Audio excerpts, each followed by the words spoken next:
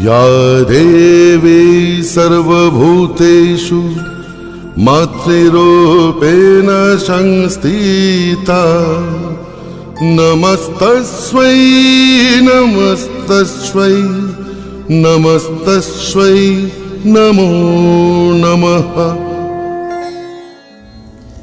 भारत देवी देवताओं की भूमि है।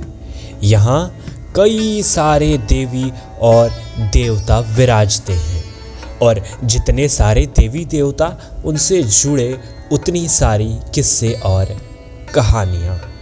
इन्हीं देवी देवता की कड़ी में आज हम आपको सुनाने जा रहे हैं माँ मुंडेश्वरी की कहानी।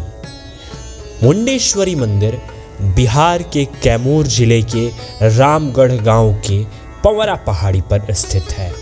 इस पहाड़ी की ऊंचाई लगभग 600 फीट है। पुरातत्व विद्वानों की माने तो यहाँ प्राप्त शिलालेख लगभग 379 ईस्वी का है, जो इसके पुरानता को दर्शाता है। आइए आज हम आपको बताते हैं माता मुंडेश्वरी मंदिर की कहानी। लोगों का मानना है कि यहाँ चंड मुंड नामक 2 राक्षस इस पहाड़ी में अपना आतंक मचाए हुए थे। कहा जाता है कि चंड मुंड के नाश के लिए देवी उद्धत हुई तो चंड के विनाश के बाद मुंड इसी पहाड़ी में छिप गया था और यहीं पर माँ ने उसका वध किया और तब से यह जगह मुंडेश्वरी के नाम से जाना जाता है। एक दिलचस्प बात आपको बता दें कि कभी ये मंदिर बस भगवान शंकर का हुआ करता था।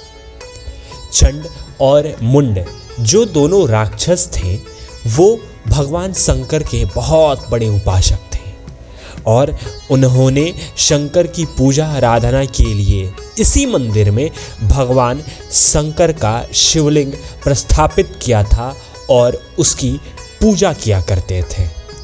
जब माँ ने मुंड का विनाश के लिए यहाँ पर आई तो उन्हें मालूम चला कि यहाँ मंडलेश्वर राजा जो है राक्षस है मुंड। जब मंडलेश्वर राजा को ये मालूम चला कि कोई बहुत ही सुंदर कन्या उनके राज में पहुंची हुई है तो उन्होंने अपने सेनापति शुंभ और निशुंभ को उसे अपने दरबार में लाने के लिए भेजा। जब शुंभ और निशुंभ वहां पहुंचे तो उन्होंने कहा कि जो मुझे पराजित कर देगा वो ही मुझे यहाँ से ले जा सकता है। माता से युद्ध के दौरान शुंभ और निशुंभ दोनों मारे गए। इसी युद्ध के दौरान मुंड भी मारा गया।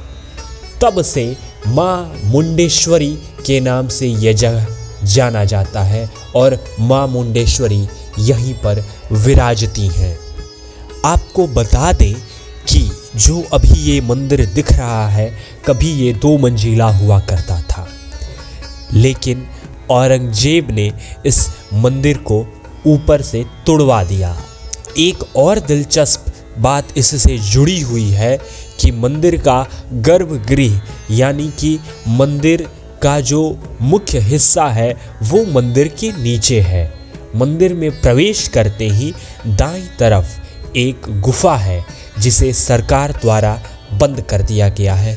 वो मंदिर के गर्भगृह तक जाता है। पहाड़ी पर बिखरे हुए पत्थर एवं स्तंभ को देखते हैं तो उन पर श्री यंत्र सरीखे कई सिद्ध यंत्र एवं मंत्र उत्तीर्ण हैं। प्रत्येक कोने पर शिवलिंग है। ऐसा लगता है कि पहाड़ी के पूर्वी उत्तर क्षेत्र में माता मुंडेश्वरी का मंदिर स्थापित रहा होगा और उसके चारों तरफ विभिन्न देवी देवताओं की मूर्तियां स्थापित थीं। खंडित मूर्तियां पहाड़ी के रास्ते में रखी हुई हैं या फिर पटना संग्रहालय में।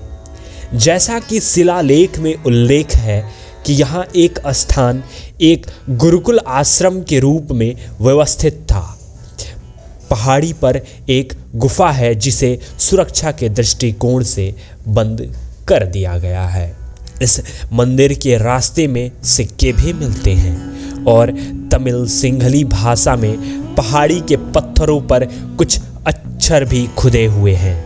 कहते हैं कि यहाँ पर श्रीलंका से भी भक्त आया करते थे।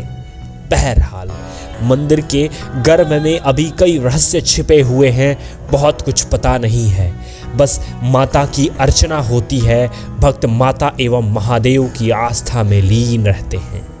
मंदिर की यात्रा के क्रम में ऐसा प्रतीत हुआ कि मंदिर अपने आप में कई अनुभवी आध्यात्मिक स्वरूपों को छिपाए हुए है, बस आवरण नहीं उठ रहा है। लेखक को कई तथ्यात्मक अनुभूतियों से साक्षात्कार हुआ है।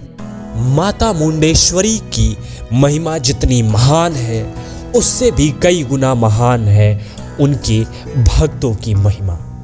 जब वहाँ हम मंदिर पर पहुँचते हैं तो मंदिर के नीचे जीव के आकार में एक निकला हुआ पत्थर आपकी आंखों को अपनी ओर आकर्षित करता है।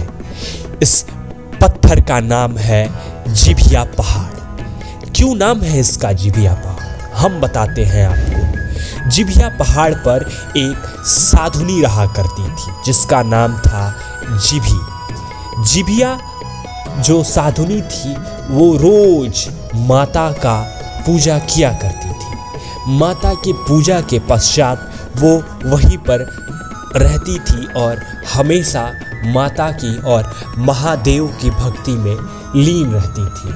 उसके मृत्यु के पश्चात उस जगह का नाम जिभिया पहाड़ रख दिया गया। जो भी पर्यटक यहाँ आते हैं वो जिभिया पहाड़ अवश्य घूमते हैं। वो जगह बहुत खूबसूरत है और पर्यटकों को अपनी ओर आकर्षित कर लेती है। ऐसे ही तथ्यात्मक जानकारी के लिए और वीडियोज़ के लिए आप हमारे साथ जुड़े रहें। नवरात्र की ढेरों शुभकामनाएं। The unexplored.